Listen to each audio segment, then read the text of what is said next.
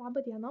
Esu narkotikų, tabako, alkoholio kontrolės departamento, narkotikų ir jų prekursorių kontrolės skyriaus vyriausioji specialistė Justina Karčiauskaitė. Šiandien Jums pristatysiu, kaip pasiruošti patikrinimui. Patikrinimų tikslai gali būti keli. Stebėti prekursorių naudojimą teisėtoje veikloje, tam, kad jie nepatektų į neteisėtą veiklą. Nustatyti, kaip ūkio subjektai laikosi teisės aktų reikalavimų. Taip pat atvykę įvertiname informaciją apie ūkio subjekto vykdomą veiklą bei teikiame metodinę pagalbą. Vedame mokymus, konsultuojame įvairiais klausimais.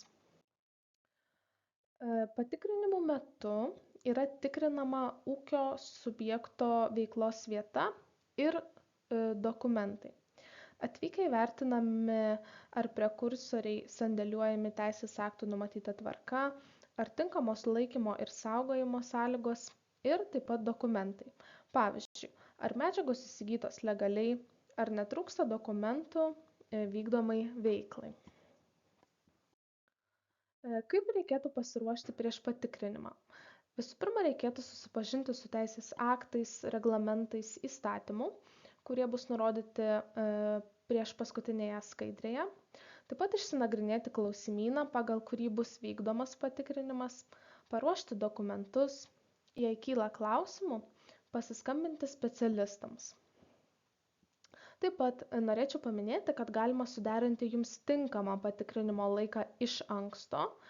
Na ir pagrįstai kreipiantis galima būtų pakeisti ir patikrinimo datą. Šnekant apie dokumentaciją. Patikrinimo metu aktuali nuomos sutartis, apsaugos sutartis, finansinės apskaitos suvestinė, pirkimo pardavimo dokumentai, tai yra sąskaitos faktūros, cheminių medžiagų naudojimo apskaitos suvestinė. Šiuos dokumentus iš anksto galite pasiruošti prieš patikrinimą. Kalbant apie nuomos sutartį, svarbu, ar patalpas nuomojatės, o jei patalpos priklauso juridiniam asmeniui, kuris yra tikrinamas, reikalingas išrašas iš registrų centro. Kalbant apie buhalterinius dokumentus, pagrindžiančius įsigytus prekursorius, tie dokumentai gali būti kompiuterinėje sistemoje arba atspausdinti išrašai, kurie bus pateikti patikrinimo metu. Kiek laiko užtrunka patikrinimas? Ūkio subjekto veiklos patikrinimo trukmė priklauso nuo faktinių patikrinimo eigos aplinkybių ir gali trukti nuo 1 iki 6 valandų. Dažniausiai patikrinimas trunka apie 1 valandą. Patikrinimai skirstomi į planinius arba neplaninius patikrinimus. Planinis patikrinimas. Planiniai patikrinimai atliekami vadovaujantis metiniais ir mėnesio planinių patikrinimų planais, kurie yra patvirtinti departamento direktoriaus. Planus visada iš anksto galite rasti mūsų tinklalapyje.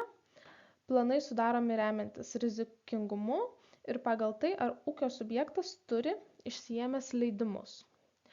Apie planinį patikrinimą ūkio subjektas yra informuojamas raštu arba elektroniniu būdu ne vėliau kaip prieš 10 darbo dienų iki patikrinimo dienos.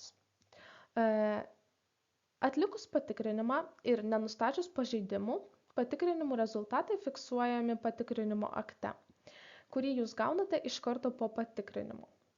Jei yra smulkių neatitikimų, taip pat yra pažymima patikrinimo akte nustatomas terminas, iki kada pašalinti neatitikimus.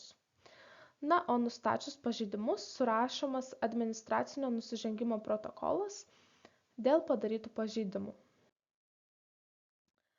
Planinis patikrinimas taip pat gali būti atliekamas užpildant atitikties deklaraciją. Tai 10% ūkio subjektų įtrauktų į metinį patikrinimų planą gali būti atliekami užpildant atitikties deklaraciją, tačiau jeigu atitinka šiuos kriterijus. Visų pirma, ūkio subjektas laiku teikia duomenis į narkotinių ir psichotropinių medžiagų teisėtos apyvartos kontrolės informacinę sistemą, sutrumpinant PTAKIS. Taip pat turėtų ūkio subjekto veikla susijusi su prekursoriais būti tikrinta per paskutinius 3 metus. Taip pat galima pildyti atitikties deklaraciją, jeigu departamento valstybės tarnautojai atlikdami ūkio subjekto veiklos patikrinimą nenustatė pažeidimų, arba jei ūkio subjektui taikomas verslo naujoko statusas. Svarbu paminėti, kad atitikties deklaraciją sudaro 3 dokumentai. Tai yra pati deklaracija, klausimynas ir klausimyno įvertinimas. Pildydami deklaraciją jūs pasirašote, kad pateikite teisingą informaciją ir kad buvo atlikta cheminių medžiagų inventorizacija ir dokumentų peržiūra. Tuomet patikrinimai gali būti skirstomi ir į neplaninius patikrinimus. Prieš tai aptariau planinius, dabar aptarsiu neplaninius patikrinimus. Neplaniniai patikrinimai gali būti atliekami pirma, gavus kito kompetentingo viešo administravimo subjekto rašytinį motyvuotą prašymą ar pavedimą atlikti subjekto veiklos patikrinimą. Taip pat gali būti atliekamas neplaninis patikrinimas turint informacijos ar kilus kažkokių pagrįstų įtarimų dėl subjekto veiklos, kuri gali prieštarauti teisėms aktams ar netitikti teisės aktų reikalavimų.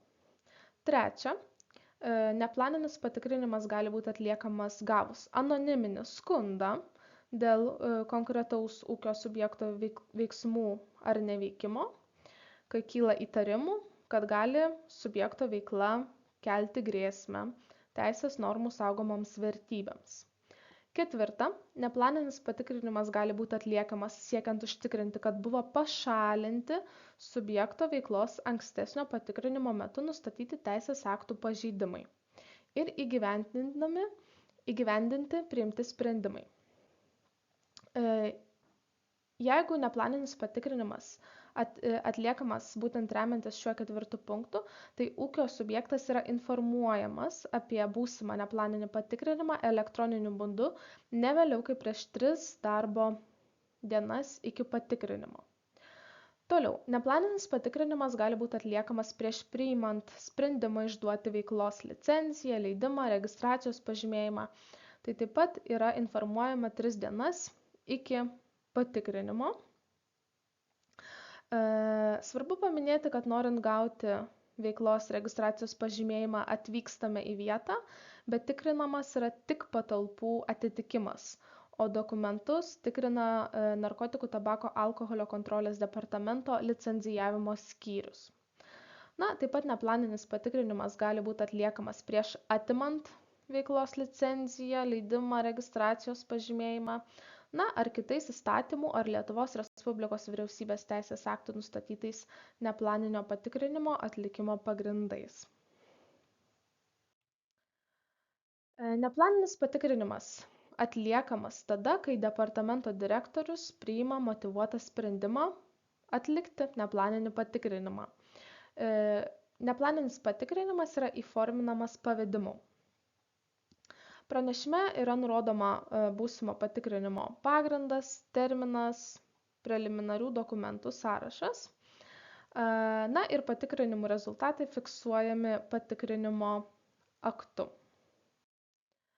Taip pat norėčiau aptarti ir klausimyną, kurį ūkio subjektai turėtų išanalizuoti prieš patikrinimą.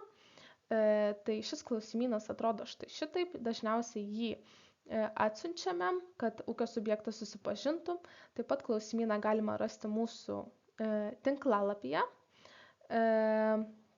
Jeigu esame atvykę į patikrinimo vietą, dažniausiai klausimyną supildo valstybės tarnautojas. Štai čia taip atrodo klausimyno klausimai. Tai, tarkim, aptariant pirmąjį klausimą, pavyzdžiui, klausia, ar vykdant veiklą antros kategorijos į oficialų sąrašą įtrauktomis medžiagomis paskirtas atsakingas asmuo. Tai visų pirma, reikėtų įsivertinti, ar ūkio subjektas turi antros kategorijos medžiagų. Jeigu turi, reikėtų įsivertinti, ar yra paskirtas atsakingas asmuo, kuris teikia duomenis. jeigu paskirtas žymėti taip, jeigu nepaskirtas žymėti ne. O jeigu ūkio subjektas antros kategorijos medžiagų iš viso savo veikloje nenaudoja, neturi, neperka, neparduoda, tuomet šis klausimas yra neaktualus. Taip pat norėčiau aptarti subjektų pareigas. Pirmoji pareiga būtų pranešti apie įtartinus užsakymus arba sandorius. Antra, teikti informaciją į mūsų narkotikų, tabako, alkoholio informacinę sistemą PTAKis. Taip pat laikytis prekursorių laikymo ir saugojimo sąlygų nustatytų reikalavimų bei vykdyti reglamente 273 ir reglamente 111 nustatytas pareigas. Svarbu paminėti, kad ES reglamentų ar sprendimų, Lietuvos Respublikos įstatymų, reglamentuojančių su narkotinių ar psichotropinių medžiagų pirmtakais ir su į oficialų sąrašą neįtrauktomis medžiagomis susijusią veiklą pažeidimas užtraukia baudą nuo 800 iki 1800 eurų su konfiskacija. Priežiūrą atliekančių valstybės tarnautojų teisės. Tai mes turime teisę įeiti į visas ūkio subjekto veiklos patalpas, tikrinti ūkio subjekto veiklos vietoje naudojamas medžiagas, jų atsargas, sandėliavimo ir laikymo sąlygas, tikrinti įrenginius, įrangą, su prekursoriais atliekamus įvairius veiksmus, taip pat tikrinti veiklos dokumentus ir kompiuterinės apskaitos sistemas, daryti vaizdo ar garso įrašus, naudoti kitas techninės priemonės patikrinimo eigai ir faktiniams aplinkybėms fiksuoti. Techninėmis priemonėmis užfiksuota informacija būna pridedama prie patikrinimo medžiagos. Taip pat valstybės tarnautojai turi teisę daryti dokumentų kopijas arba išrašus, paimti žaliavų, produkcijų, pavyzdžius, mėginius. Taip pat neplaninių patikrinimų metu atlikti kontrolinius pirkimus departamento direktoriaus įsakyme nustatyta tvarka.